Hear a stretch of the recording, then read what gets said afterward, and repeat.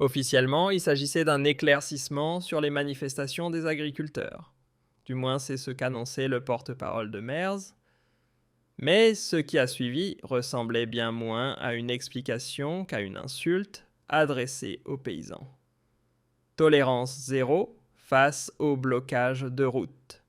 L'État ne se laissera pas faire. Voilà les mots de Merz. Les agriculteurs ne l'acceptent pas. Ce qui se passe ensuite prend tout le monde de court. Voici à quoi cela ressemblait des milliers de tracteurs paralysant les rues de Berlin. Une image qui incarne toute la détresse du monde agricole. Et en voici une autre impressionnante. Des convois qui ont mis la capitale à l'arrêt. Un agriculteur prévient, si rien ne change, nous irons jusqu'à la chancellerie. Nos tracteurs sont puissants, personne ne pourra nous arrêter. Le message est limpide. Revenons à l'origine du conflit. Tout a commencé à Bruxelles, au cœur de l'Europe. En plein milieu de la grande place historique, un tracteur a déversé des milliers de pommes de terre sur les pavés. Un geste spectaculaire des agriculteurs pour dénoncer l'accord Mercosur que les États membres de l'UE venaient d'approuver la veille. Pour les paysans, c'est une concurrence déloyale et un danger pour les consommateurs. En Europe, les normes sont strictes. Environnement, bien-être animal, santé. Et pourtant, on autorise les importations sud-américaines qui n'ont pas à respecter tout cela. Concurrence faussée, qualité douteuse, risque pour notre santé. L'accord avec le Brésil, l'Argentine, le Paraguay et l'Uruguay est immense, mais au bénéfice de qui Ursula von der Leyen s'en félicite, promettant un grand coup de boost pour l'économie. Les exportations devraient grimper de 50 milliards d'euros d'ici 2040. L'Allemagne, dit-on, y gagnerait beaucoup. Mais l'Irlande et la France s'opposent farouchement au Parlement. Et les protestations, elles, ne faiblissent pas. En Allemagne, les agriculteurs sont furieux. Tout commence souvent à l'est, en Brandebourg, en Mecklembourg-Poméranie. Des paysans bloquent les accès aux autoroutes pour protester contre l'accord européen. C'était prévisible. Les politiciens ont repoussé l'échéance, espérant que les paysans oublieraient. Mais non, l'accord a été imposé en force. Et qu'il applaudit haut et fort Friedrich Merz. Citation. Une étape majeure dans la politique commerciale européenne, un signal important de notre souveraineté, un cap majeur peut-être pour les grandes entreprises. Pour les agriculteurs, une menace existentielle.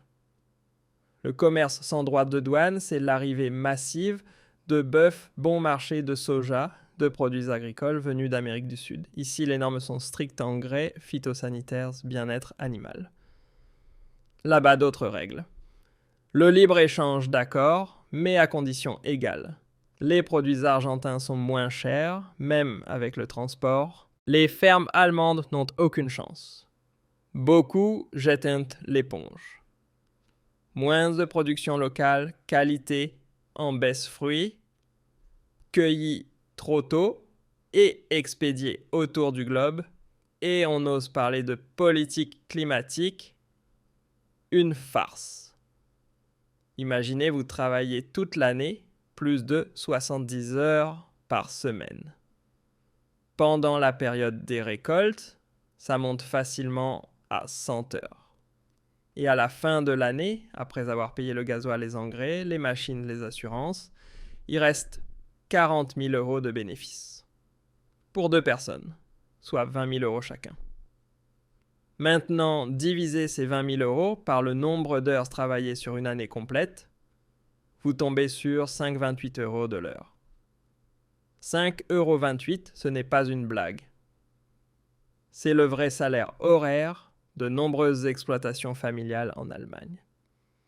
Et c'est précisément ce calcul qu'un agriculteur du Mecklembourg-Poméranie a brandi pour réveiller les consciences lors des manifestations.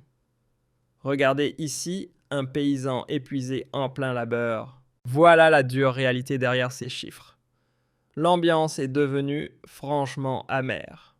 Les agriculteurs voient leur existence méthodiquement détruite, tandis qu'on leur raconte que la solution serait encore plus d'importations bon marché venues d'Amérique du Sud. Pour beaucoup, l'accord Mercosur, c'est la goutte de trop. Une concurrence encore plus rude avec des produits fabriqués selon des règles complètement différentes.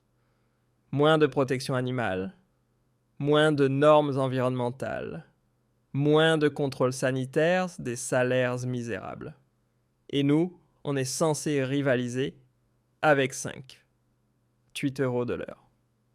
Sérieusement, imaginez la scène. Friedrich Merz se tient dans une ferme et le paysan Mario le regarde droit dans les yeux calmement et lui dit « Monsieur Merz, avant de parler de grandes perspectives macroéconomiques, vous voulez peut-être d'abord jeter un œil à mon vrai salaire horaire ?»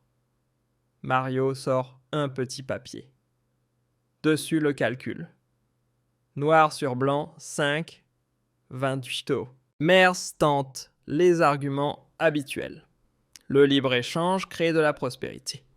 Les consommateurs profitent de prix plus bas. Il faut voir la situation dans son ensemble.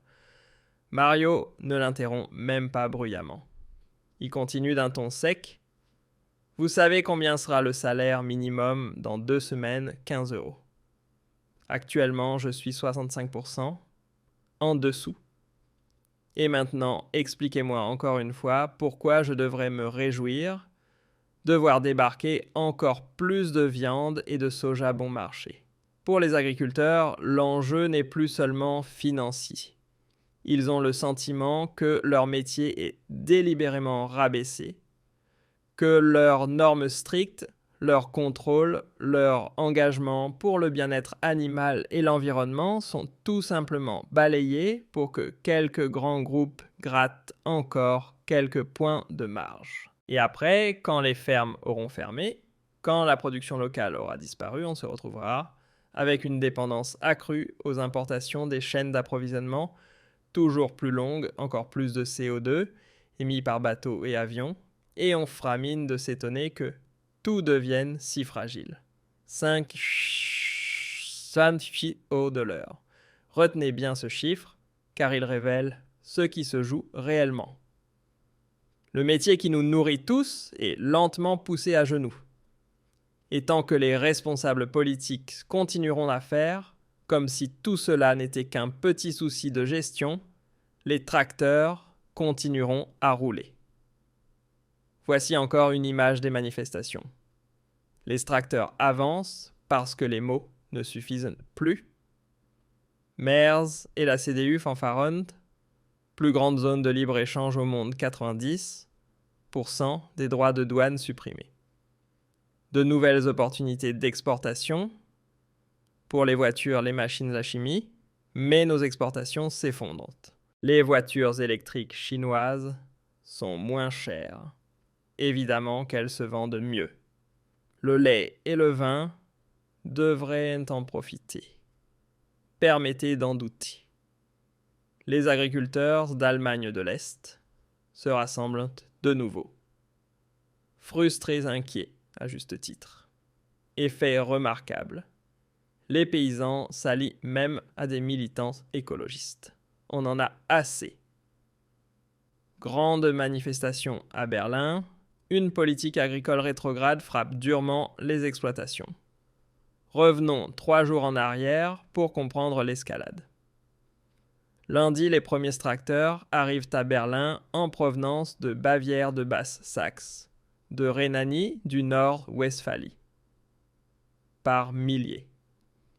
Le déclencheur, l'accord Mercosur, signé malgré les protestations. La viande bon marché afflue. En prime, les subventions sur le diesel agricole sont coupées. Les agriculteurs comprennent, ils sont sacrifiés. Mardi, 200 tracteurs bloquent les accès. Le trafic s'effondre. Exigence. Un entretien personnel avec Merz. Refus net. Pas sous pression, il ordonne l'évacuation. Mercredi matin, la police entre en scène. Des centaines d'agents canons à haut en position. Mais les agriculteurs ne bougent pas, assis sur leur tracteur, avec femmes et enfants. Silence. Détermination, la police est coincée. Comment déplacer des milliers de tonnes? Le chef de la police appelle la chancellerie. Ce n'est possible qu'avec une force massive. Mears opte pour la force. Ses conseillers l'alertent danger de perdre le soutien du monde rural au profit de l'AfD. Mears explose, se présente devant la presse à 11h47. Aucune diplomatie. Zéro tolérance, pas la moindre concession. Application totale de l'état de droit. 38 secondes qui suffisent à tout faire basculer. Un journaliste interroge sur l'armée. Mears, toutes les options sont sur la table. Voici une image typique de Mears dans ce genre de conférence. Regardez la dureté sur son visage. L'AfD, elle se tient du côté du peuple. Cela saute aux yeux ici. Voici une photo qui capture parfaitement cet instant. L'indignation explose, les blocages doublent. Plus de 7000 tracteurs encerclent la chancellerie et le Reichstag. La police est dépassée. Les Länder refusent d'envoyer du renfort. Bavière, Saxe, Thuringe, pas question de s'opposer à leurs propres agriculteurs. Markus Söder prend publiquement ses distances avec Mears. Rébellion ouverte. Mears se retrouve isolé. L'AfD avec Alice Weidel en tête prétend incarner la voix du peuple. Mears pourra-t-il un jour réparer cela? Donnez votre avis en commentaire. La rue parle plus fort que la chancellerie. Votre Michael Goldman. Ma.